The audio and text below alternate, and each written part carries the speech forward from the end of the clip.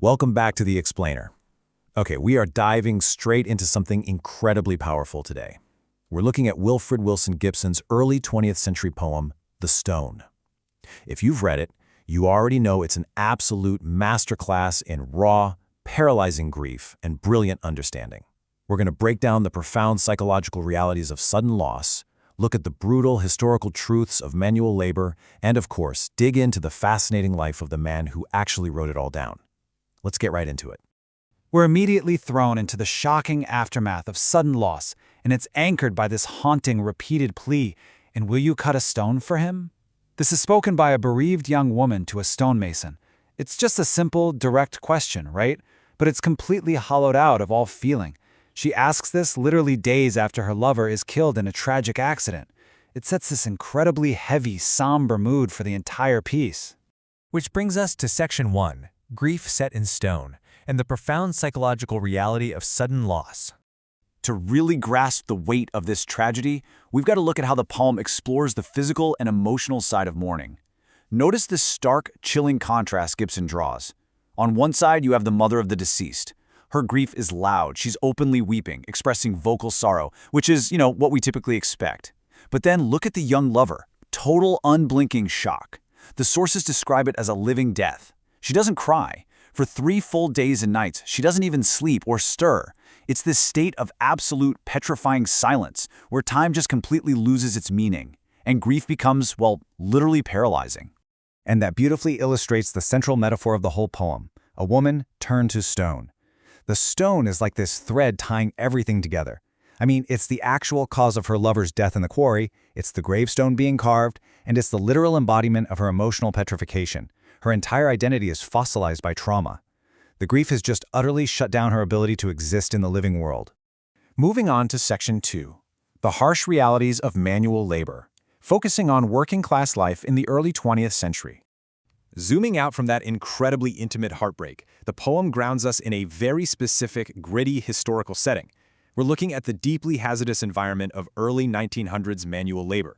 The tragedy in the quarry unfolds with his gripping, almost true crime pacing. First, a human warning call is given, but it's carelessly ignored by the lively young worker. Then, the shot, the explosives, is fired. And finally, that split-second finality of a rumbling fall of splintered rock. In an instant, a young man is just gone. It really hammers home the terrifying unpredictability of fate for historical quarry workers. This whole narrative reflects a close-knit, working-class culture defined by, frankly, unforgiving conditions. We are talking grueling manual stonemasonry, using traditional tools like mallets and chisels. Plus, there's this exhausting culture of incredibly long hours for skilled laborers. The narrator is cutting the stone night after night by candlelight long after his regular workday is done. And, wow, notice the blunt nature of communication back then. Tragic news was delivered in person, and the poem critiques how emotionally insensitive that could be. It notes that some poor fool just blurted out the news before the narrator could arrive to break it gently. The news drops like a physical blow that literally strikes the girl's heart dead. Okay, Section 3, Poet of the Industrial Poor. Unveiling Wilfrid Wilson Gibson.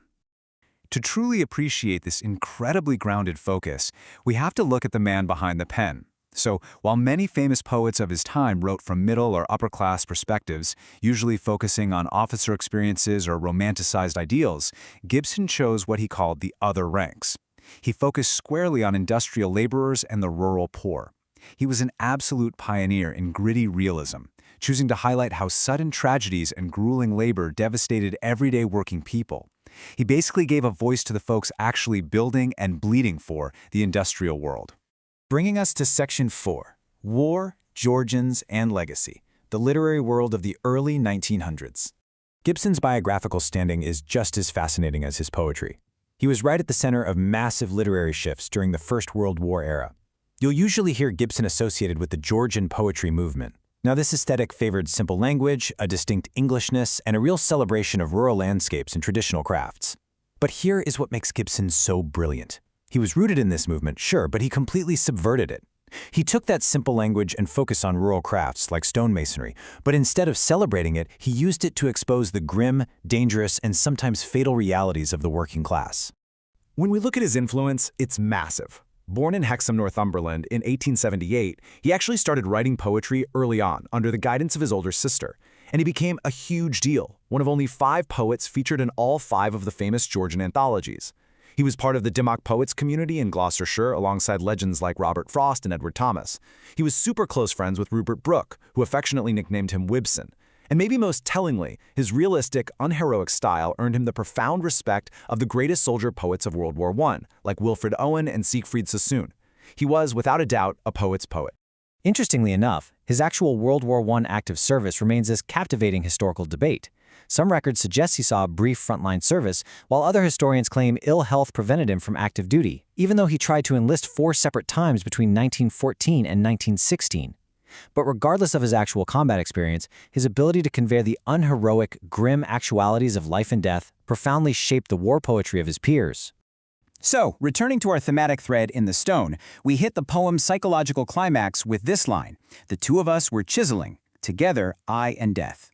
As the narrator carves the stone, the young woman sits beside him, night after night, watching with this silent, burning intensity.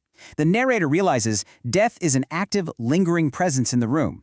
While the mason carves the physical stone, death is actively chiseling away at the young woman's heart. It's just a staggering metaphor. It shows how grief is an active wound getting deeper with every passing moment.